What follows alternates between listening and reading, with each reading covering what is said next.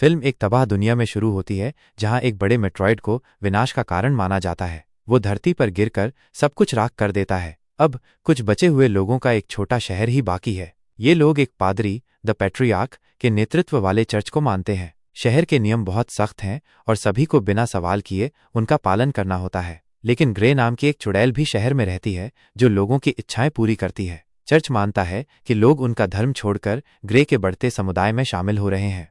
इसलिए patriarch enforcer को grey को मारने का आदेश देता है। एनफोर्सर सभी के सामने ग्रे को मार देता है। जैसे ही एनफोर्सर मुड़ता है, ग्रे अपने पैरों के नीचे से सहारा हटाकर अपना जादू दिखाती है। वह एक एनफोर्सर को सम्मोहित करती है और उसे मरने का भ्रम दिखाती है। उसे मारने के लिए वह अपनी रस्सी पर गोली चलाता है। ग्रे एक और भ्रम बनाती है जिससे लगता है कि वो उसकी ओर आ रही है।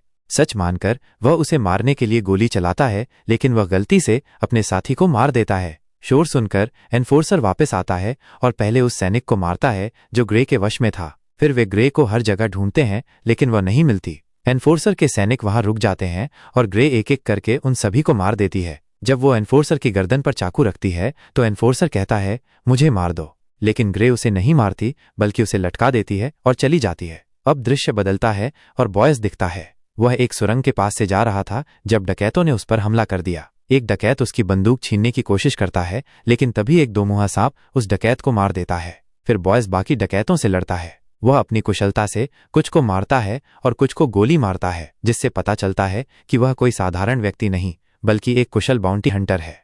फिर ग्रे दिखती है जिससे मिलने रानी और उसका खास आदमी आते हैं।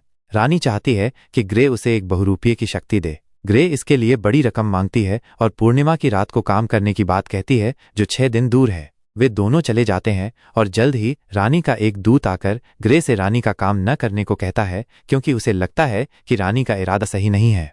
आश्चर्य की बात यह है कि ग्रे उससे सहमत होती है। वो इस आदमी की बात नहीं सुनना चाहती थी, लेकिन उस पर एक शाप था कि वो किसी की इच्छा मना नहीं कर सकती, इसलिए वो इस आदमी की इच्छा भी मान लेती है। अब कहानी में मोड़ ये है कि ग्रे इन दो विपरीत इच्छाओं को कैसे पूरा करेगी। वो अपनी शक्तियों से पूरे खोए हुए प्रदेश में उस बहुरूपीय को ढूंढने लगती है जिसे उसे मारना है। वो देखती है कि बहुत से लोग बहुरूपीय का शिकार करने आए थे, लेकिन वे सब उसके शिकार बन गए। उन सबको मारकर बहुरूपिया एक भयानक दहाड़ मारता है और उस डर के पल में ग्रे का जादू टूट जाता है। दृश्य बदलता है और रानी राजा के साथ दिखती है। पहली बार राजा दिखता है जो बीमार और बिस्तर पर है। ग्रे बॉयज से मिलने आई है क्योंकि वो यहाँ का सबसे अच्छा शिकारी है और ग्रे को अपने काम के लिए ऐसे ही आदमी की जरूरत है। वह उसे बहुरूपिये को मारने के बदले में अच्छे पैसे देती है। ग्रे खुद बॉयज के साथ खोए हुए प्रदेश में जाना चाहती है जहां बहुरूपिया है। असल में बहुरूपिये को सिर्फ वहीं मारा जा सकता है और उसकी शक्ति वहीं हासिल की जा सकती है। बॉयज ग्रे को चेतावनी देता है कि ये रास्ता लंबा और खतरनाक हो सकता है, जिसमें राक्षस और टूटे रास्ते होंगे। ग्रे हर मुश्किल का सामना करने को तैयार थी। चर्च के लोग जो अब भी ग्रे के पीछे हैं उसे ढूंढते हुए एक बार पर हमला करते हैं, लेकिन इससे पहले कि वे उसे पकड़ पाते वे दोनों भाग जाते हैं। पैट्रियार्क को खबर मिलती है कि रानी भी गुप्त रूप से ग्रे से मिली है। इससे पैट्रियार्क डर जाता है। उसे लगता है कि रानी ग्रे के साथ मिलकर चर्च के खिलाफ साजिश कर सकती है। इससे पहले कि ऐसा कुछ हो, वो एनफोर्सर को ग्रे को पकड़ने का आदेश देता है। अब एनफोर्सर अपने सैनिकों के साथ ग्रे और बॉयज का पीछा करता है जो एक खास शहर पहुंच चुके हैं। यहाँ ग्रे और बॉयज के दोस्त के घर पर रुकते हैं। यहाँ बॉयज के अतीत के बारे में पता चलता है कि वो इतना अच्छा शिकारी कैसे बना। बचपन में उसके माता पिता को खोए हुए प्रदेश में उसकी आंखों के सामने मार दिया गया था। उसके बाद जीने के लिए उसने राक्षसों और शिकारियों से लड़ाई की और आखिरकार उस शहर में पहुंच गया जहां आज इंसान रहते हैं। अगले दिन वे अपनी यात्रा जारी रखते हैं। वे एक इमारत जैसी जगह पर आते हैं जहां से उन्हें केबल बस से सड़क पार करनी थी, लेकिन ऊपर आने पर उनका सामना एनफोर्सर और उसके सैनिकों से होता है। उन सबके बीच लड़ाई शुरू हो जाती है। बॉयज बहुत अच्छा शिकारी और लड़ाकू था, जबकि ग्रे अपनी जादुई शक्तियों का इस्तेमाल कर रही थी। वो अपने शिकारियों को सम्मोहित करके अचानक हमला करती थी। इस बीच बॉयज कुछ पर चाकू और कुछ पर बंदूक से हमला करता है, और जब उन्हें लगता है कि ये सही समय है तो वे जल्दी से केबल बस पर कूद जाते हैं, लेकिन बहुत सारे सैनिक उनका पीछा करते हैं। उनसे लड़ने के लिए ग्रे बस के ऊपर चढ़ जाती है और कई सैनिकों को मार देती है। वो उनसे लड़ती है जबकि बॉयज बस के अंदर लड़ रहा होता है। एनफोर्सर देखती है कि ये दोनों उनके काबू में नहीं है, इसलिए वो अपने सैनिकों को बस का केबल काटने का आदेश देती है। केबल टूटने से बस गिर जाती है, लेकिन वो अभी भी एक चट्टान से जुड़ी रहती है। ग्रे अपनी चाकू की मदद से बस के ऊपर चढ़ने की कोशिश करती है, जबकि बॉयस उस फिसलन भरी चट्टान पर चढ़ने की कोशिश कर रहा था, तभी पीछे से दूसरी केबल कट जाती है और उनका सहारा छूट जाता है। अपनी चाकू का इस्तेमाल करके वे आखिरकार उस चट्टान पर चढ़ने में कामयाब हो जाते हैं। यह देखते हुए एनफोर्सर ग्रे को गोली मारने के लिए अपनी स्निपर निकालती है, लेकिन स्निपर के लेंस से ग्रे फिर से एनफोर्सर को सम्मोहित कर लेती है। उसे लगता है कि वे वहां से चले गए हैं और इस तरह दोनों उनसे बच जाते हैं। पूरी लड़ाई में बॉयस को गोली लग गई थी, जिससे उसे बहुत दर्द हो रहा था। बॉयस अपने शरीर से गोली निकालता है और ग्रे उसके घावों पर टाँके लगाती है। रानी को पता चलता है कि वो गर्भवती है। रानी को वारिस मिला है, अब उसे राजा की जरूरत नहीं है। रानी का व्यवहार राजा के साथ अच्छा नहीं था।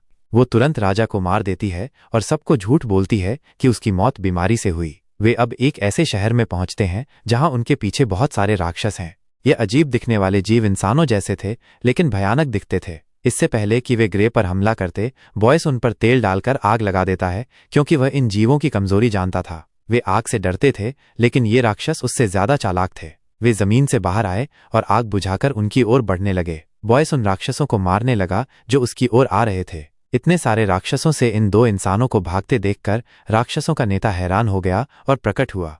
उसे देखते ही ग्रे ने जादू किया। उसे सम्मोहित करके उसने उन सभी जीवों को उससे दूर रहने का आदेश दिया। फिर मौका मिलते ही उसने अपने हाथों से आग निकाली और उन राक्षसों के सभी जीव नष्ट हो गए। आखिरकार वे अकेले रह गए। बॉयस उससे पूछता है कि उसे आग भी महसूस नहीं हुई, उसने आग कैसे जलाई? तब ग्रे ने उसे सच बताया कि उसने कोई आग नहीं जलाई थी, बल्कि उन राक्षसों को सिर्फ भ्रम दिखाया था। राक्षस अपने विचारों और आग के डर से मर गए। अब अगला शहर लॉस्ट लैंड था। थोड़ी दूर पर बॉयस उसे फिर से रोकता है और कहता है कि आगे बढ़ना बहुत खतरनाक है, उसकी जान जा सकती है। वे बात कर रहे थे और पुल पार कर रहे थे जब उन्होंने एनफोर्सर को अपनी सेना के साथ उनका पीछा करते हुए देखा। उनके सामने पुल था, कोई और रास्ता नहीं था। कैसे बचें? तभी ग्रे को एक और विचार आता है। वो पुल पर तेजी से दौड़ने लगती है और एनफोर्सर भी ट्रेन की गति बढ़ाकर ग्रे को कुचलने की योजना बनाती है। लेकिन एक जगह पर पहुंचकर एनफोर्सर को पता चलता है कि पुल टूटा हुआ है। उसकी गति इतनी तेज थी कि वो ब्रेक भी नहीं लगा सकी और पुल के अंत में ग्रे कूद गई। नीचे लेटे बॉयस ने उसे पकड़ लिया और उसकी जान बच गई, लेकिन एनफोर्सर और उसके सभी साथी मारे गए। जब पैट्रियार्क को पता चला कि उसके सभी साथी मारे गए हैं तो वो डर गया। उसे लगा कि जिसने धर्म के नाम पर सबको गुलाम बना लिया है, वो रानी को ग्रे से मिलने और उससे अपनी शक्ति छीनने नहीं देगा। जब रानी को ये पता चलता है तो वो अपने खास आदमी को मनाने का फैसला करती है। वो उसके जरिए पैट्रियार्क और उसके सभी लोगों को मार डालती है। आखिरकार वे उस गुफा में पहुंच जाते हैं जहां बहुरूपिया रहता था। थोड़ी देर में पूर्णिमा आने वाली थी। ग्रे ने देखा कि वहां बहुत सारी इंसानी खोपड़ियां थीं। बॉयस ने कहा कि ये उन लोगों की खोपड़ियां हैं जो बहुरूपिये का शिकार करने आए थे। अभी भी सोचने का समय है, लेकिन ग्रे उसकी बात नहीं सुनती और बड़े बड़े चांदी के नाखून लगाने लगती है। इसे पहनकर वो बॉयस को एक बड़ा रहस्य बताती है और कहती है, तुम्हें लगता है मुझे नहीं पता? मुझे पता है, तुम बहुरूपिये हो। जैसे ही पूर्णिमा उगती है, बॉयस उसकी आंखों के सामने एक बहुरूपिये में बदलने लगता है। भेड़िए के रूप में आने पर बॉयस की शक्ति बहुत बढ़ जाती है। भले ही वो नहीं चाहता, वह ग्रे पर हमला करता है। ग्रे भी उससे लड़ने के लिए उठ खड़ी होती है। बॉयस को अपने जादू से सम्मोहित करके वो उसे दिखाती है कि बहुत सारे पक्षी उसकी ओर आ रहे हैं। इन पक्षियों से बचने के लिए वह अपना हाथ हिलाना शुरू कर देता है और उसी समय एक बड़ा पक्षी उस पर हमला करने आता है। उससे बचने के लिए जैसे ही बॉयस पीछे हटने लगता है, उसकी कमजोरी और खोए हुए दिमाग का फायदा उठाकर ग्रे उस पर अपने चांदी के नाखूनों से हमला करती है। इस बीच चांद भी बादलों के पीछे छिप जाता है और बॉयस का शरीर इंसानी रूप में आ जाता है। ग्रे के हमले से वह उस समय बेहोश था। जब उसे होश आया तो वह जंजीरों से बंधा हुआ था और कमजोर महसूस कर रहा था। उसे पता चला कि इन बहुरूपियों की कमजोरी चांदी है और ग्रे ने उसे कमजोर करने के लिए बहुत अच्छा खेल खेला। जब उसने उसके शरीर पर टाँके लगाए थे तो उसने उसके शरीर में एक चांदी का सिक्का डाल दिया था, जो अब उसके शरीर में प्रतिक्रिया कर रहा था और उसे कमजोर बना रहा था। अब वो बॉयस से माफी मांगती है और कहती है कि वो जो करने जा रही है वो नहीं करना चाहती, लेकिन वो अपने शाप के कारण बेबस है।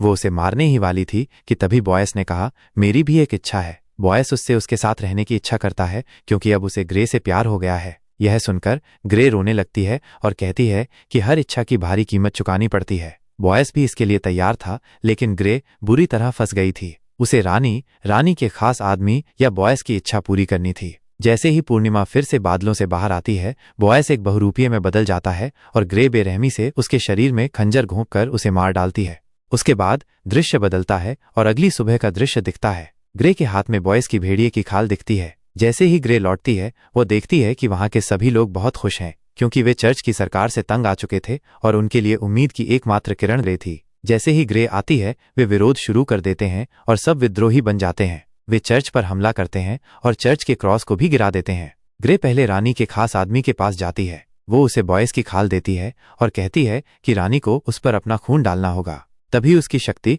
रानी के अंदर जाएगी। इस खाल को पकड़कर आदमी कहता है कि उसने रानी की इच्छा पूरी न करने की इच्छा की थी। ग्रे उसे बताती है कि रानी असल में बहुरूपिया बनना चाहती थी और बॉयस को पाना चाहती थी, लेकिन उसे नहीं पता था कि सिर्फ एक ही बहुरूपिया है, बॉयस। रानी को बहुरूपिया बनाने के लिए उसे बॉयस को मारना पड़ा और उसकी इच्छा रानी को पाना थी। अब जब बॉयस मर चुका है तो रानी भी उसकी है। जब रानी को पता चलता है कि बॉयस मर चुका है तो वो पूरी तरह टूट जाती है। उसे वो पल याद आता है जब बॉयस ने उससे कहा था कि वो उसकी तरह नहीं है और वो अपनी जैसी किसी से शादी करना चाहता है। तभी रानी ने बहुरूपिया बनने का फैसला किया था, लेकिन उसे नहीं पता था कि अपने फैसले में वो बॉयस को खो देगी। रानी अपने खास आदमी जेरेस को मार देती है, जो इस समय रानी के पास आया था।